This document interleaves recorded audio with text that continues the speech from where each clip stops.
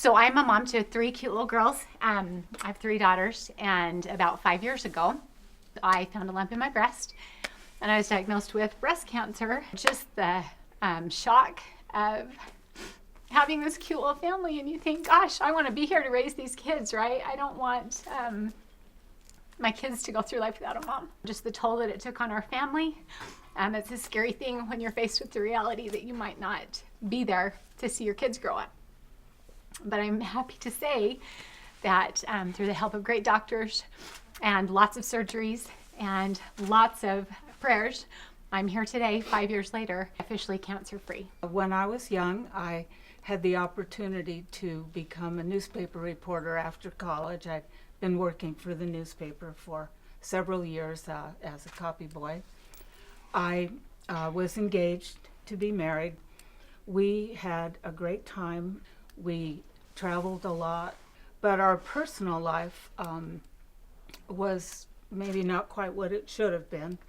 So I came to a point where I wanted to have children, and he didn't want to. So time went on, and we finally decided that we would try to adopt children, which we did. We adopted two boys. Over the next few months, I realized how much happier I was.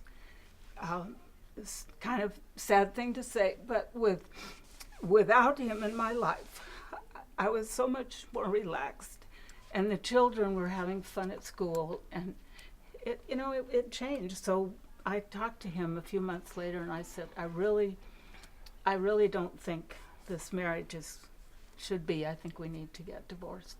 So I think the moral of the story was some tough times, but I think they made me a better person, a stronger person, and I'm not thankful to have lost my first marriage, but life has gone pretty well for me ever since.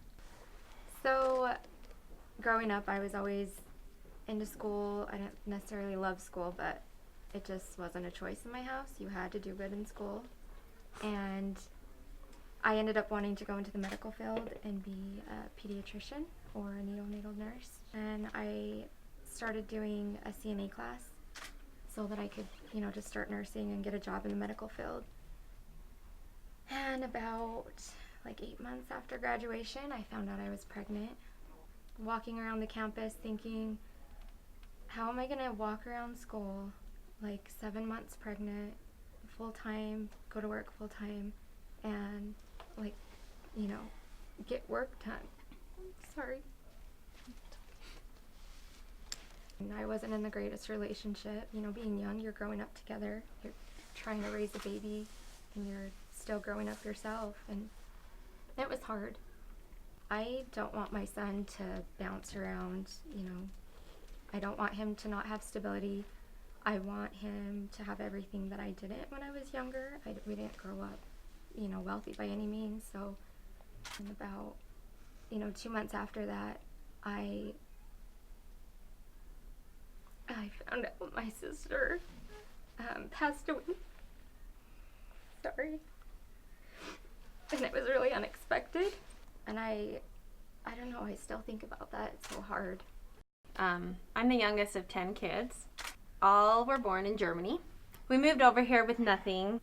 In August of 2012, my mom was diagnosed with a disease, pulmonary fibrosis is what it's called. She went downhill really, really fast. And my mom, mother of 10, she's a grandma of 38 grandkids.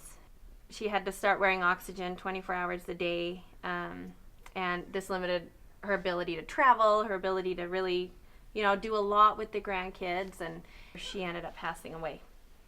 The whole thing, it just really opened my eyes to how fast, your life can change. And it can go from everything being just great and dandy, and a month later,